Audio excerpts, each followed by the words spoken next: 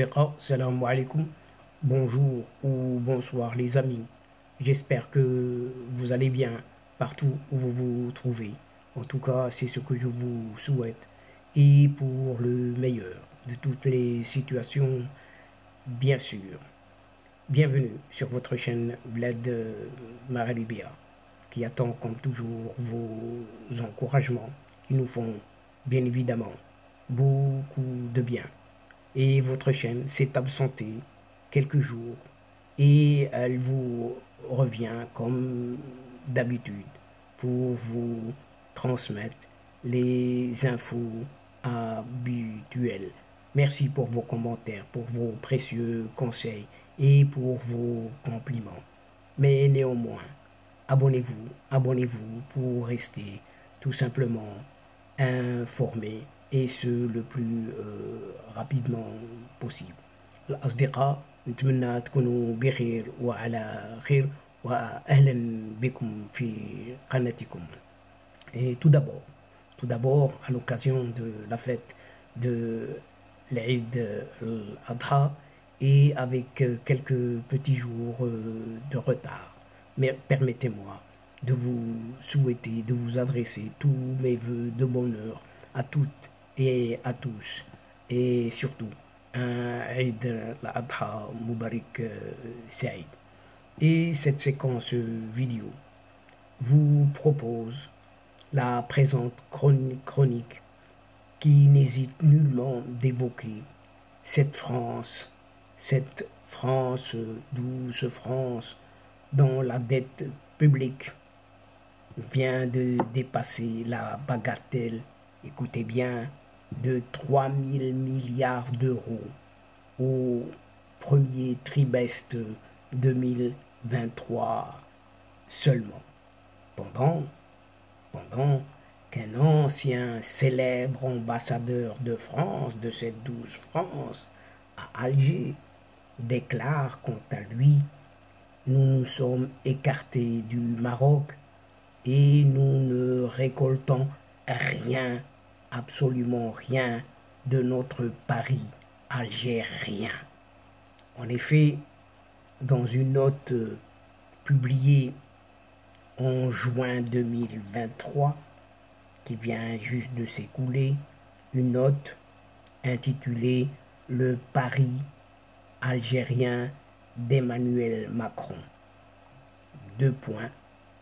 Illusion au pluriel, risque au pluriel et erreur au pluriel, fermons les guillemets. Il s'agit d'une note d'un certain Xavier Driancourt, ancien ambassadeur de France à Alger, et il sait de quoi il parle. Il déplore tout simplement du monde le refroidissement des rapports entre la France et le Maroc en raison du tropisme algérien de cet Emmanuel Macron qui l'a conduit à un pari sûrement perdant. S'exprimant dans le cadre d'un certain institut Thomas More, le think tank libre et indépendant basé à Bruxelles et à Paris, Xavier Driancourt s'interroge tout simplement du monde dans cette nouvelle note sur les raisons qui poussent ce président de la République française, Emmanuel Macron, à persister dans sa valorisation d'une certaine relation entre la France et l'Algérie sur les avantages que la France aurait à en tirer. Alors même que le régime algérien multiplie les signaux hostiles à son égard, à l'égard de cette France, à l'introduction du couplet, un certain couplet anti-français à son hymne national, à la récente visite de cet effacé athée à Moscou et non à Paris. Car le choix de ce régime d'Alger ne résulte pas d'une politique mais un pari seulement. Pour cet ancien diplomate, Xavier Driancourt, forcé de constater que la politique française vis-à-vis d'Alger manque de ligne directrice depuis déjà 2017 et contre fermeté assumée en court moment et amitié proclamée, cette politique sinueuse, tout en oscillation incertaine, n'est au fond pas une politique. Il s'agit en réalité d'un pari. Ce pari, plus qu'incertain, fondé sur des illusions, des erreurs d'analyse et des risques politiques et géopolitiques non négligeables, dont la mise est maximale, mais les chances de gain très minimes, ne présentent ainsi que peu d'avantages pour la France, 12 France, sur des dossiers clés. En tout cas, c'est ce que estime Xavier Driancourt. Il continue, il dit rien sur la relation militaire, sans doute peu de choses, ou toujours les mêmes, sur le plan économique ou commercial, des difficultés à prévoir pour ce qui concerne l'immigration, peu de choses sur le Sahel, énumère toujours Xavier Driancourt, sans compter, analyse encore et toujours l'auteur de l'énigme algérienne, avec ses chroniques d'une ambassade à Alger. Écoutez, paru aux éditions de l'Observatoire 2022, que le silence complice observé par la France face à la politique intérieure algérienne, ses atteintes aux libertés, son caractère brutal à l'égard des voix qui s'élèvent contre le régime en place, conforte Alger dans une certaine certitude. On sait que la France fait le pari de cette Algérie et celui de cet athée que l'on soutiendra en cas de second mandat auquel il aspire cet athée. Hors de ce choix délibéré, la France en faveur d'Alger résulte de conséquences directives. D'une part, la fuite massive, vous entendez bien, la fuite massive de beaucoup d'Algériens et d'Algériennes, lassés, suspectés ou tout simplement inquiets du délitement du pays, de cette Algérie donc, et d'autre part, l'éloignement chaque jour un peu plus de Rabat, du Maroc donc, quitte à rompre un certain équilibre que la France tentait de maintenir entre les deux capitales maghrébines. Et il est plus question de cette nécessité pour la France d'une relation apaisée avec le Maroc. La position du Maroc face à ce choix français n'a pas tardé à se faire. En réponse à Emmanuel Macron, qui qualifiait lors d'une conférence de presse le 27 février dernier à l'Élysée ses relations avec le roi Mohammed VI d'amicales, entre guillemets, une source officielle au sein du gouvernement marocain affirmait en mars 2023 dans les colonnes du magazine Jeune Afrique que les relations n'étaient ni amicales ni bonnes, pas plus entre les deux gouvernements qu'entre le palais royal et l'Élysée. C'est ce que rappelle tout simplement Xavier Driancourt. Or, il poursuit, pour des raisons identiques à celles qui nécessitent une relation normale ou au moins apaisée avec Alger. La France a besoin d'une relation apaisée avec le Maroc. Croire que le pari algérien dispensera la France de rapports amicaux et substantiels avec Rabat est une erreur. C'est ce que juge Xavier Driancourt. Prenons pour exemple les dossiers politiques, sécuritaires, économiques, migratoires, sur lesquels la France doit travailler avec le Maroc et qui ne manquent pas du tout.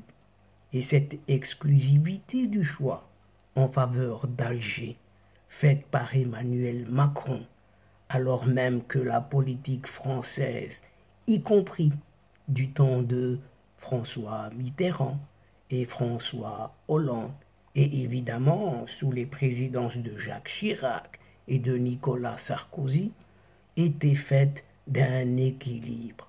C'est ce que relève l'auteur de la note, Xavier Driancourt.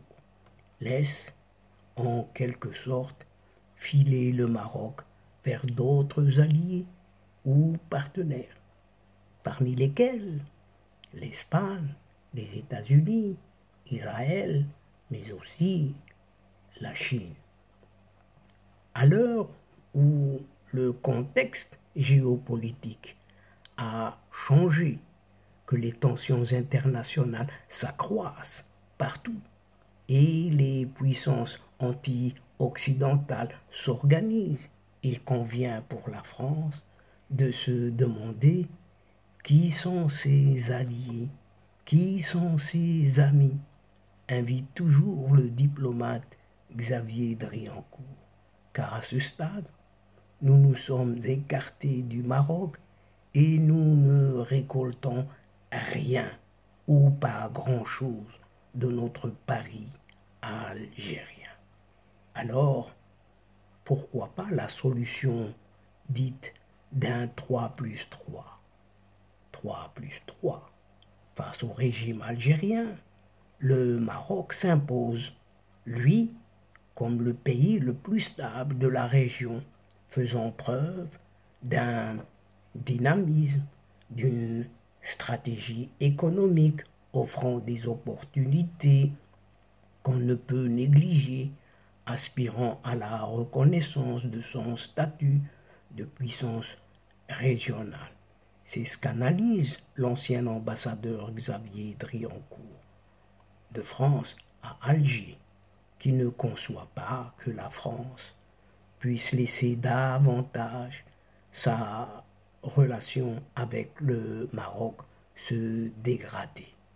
Bien sûr, argumente toujours Xavier Driancourt, certains dossiers sont délicats ou épineux, comme la question migratoire ou celle encore du Sahara occidental. Mais il était, Xavier Driancourt, se contenter de jeter un voile pudique ne peut être une solution. Et la France doit reprendre l'initiative.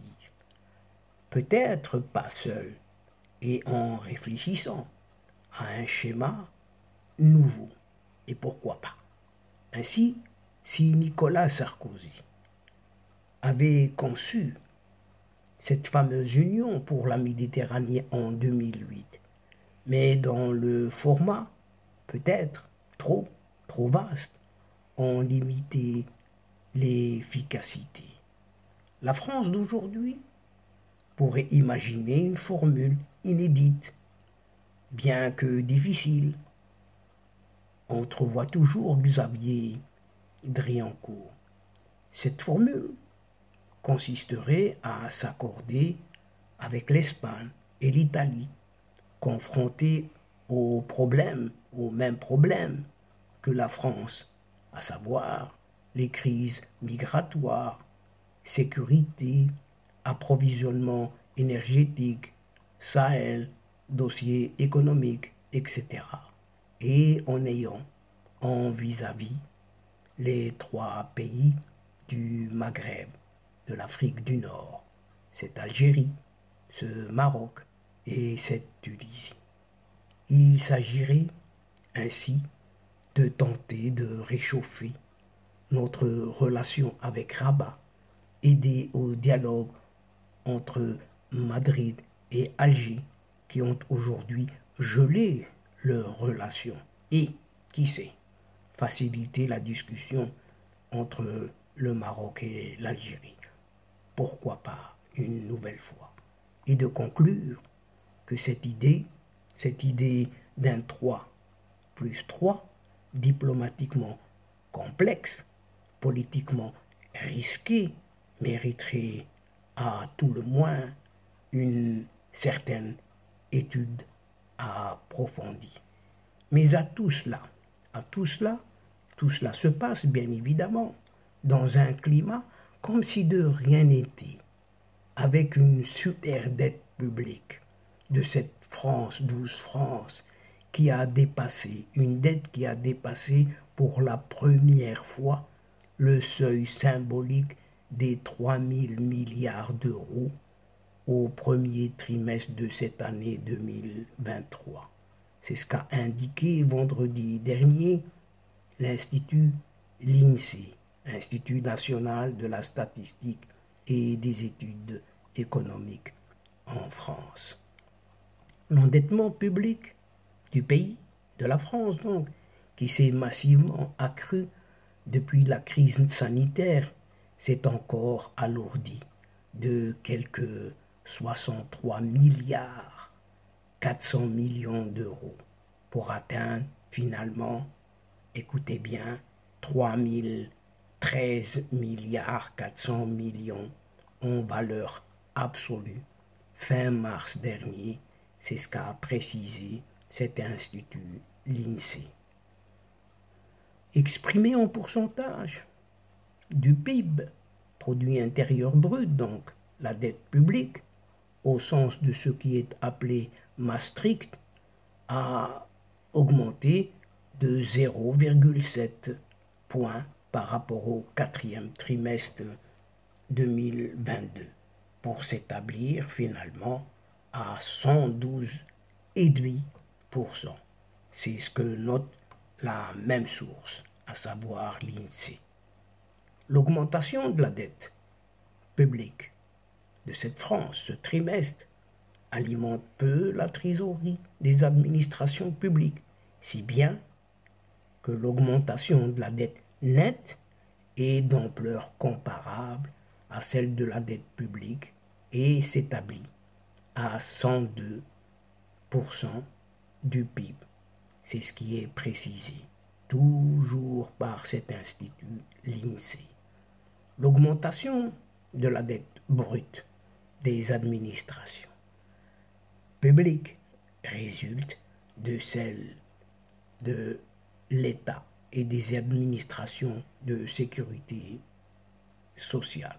C'est ce qu'explique cet organisme officiel, l'INSEE.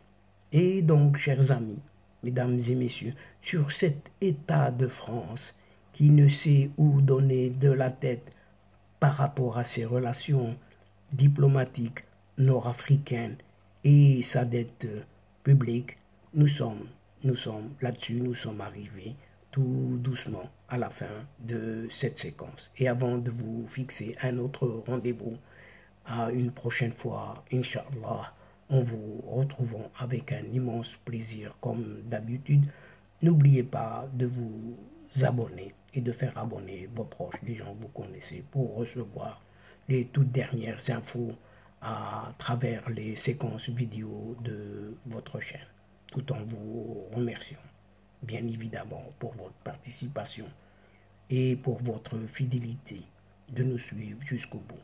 Mais n'oubliez pas de partager, toujours partager, ou là où vous êtes, où vous pouvez le faire tout simplement, les séquences vidéo de votre chaîne. الأصدقاء وصلنا إلى نهاية الحلقة وقبل موعد المرة القادمة إن شاء الله لا تنسوا الاشتراك لتصلكم الفيديوهات مع شكركم على مشاركتكم للمتابعة أينما كنتم. Et avant de vous quitter, permettez-moi de vous renouveler tous mes souhaits et de vous adresser tous mes voeux à toutes et à tous à l'occasion de Eid al-Adha al-Mubarak qui vient juste de se passer. Quant à moi, le moment est juste arrivé pour vous souhaiter de bons moments et pour vous dire tout simplement au revoir les amis et à la prochaine fois, Inch'Allah. L'Asdiqa, salam alaikum wa rahmatullah wa barakatuh. Ma'a salama.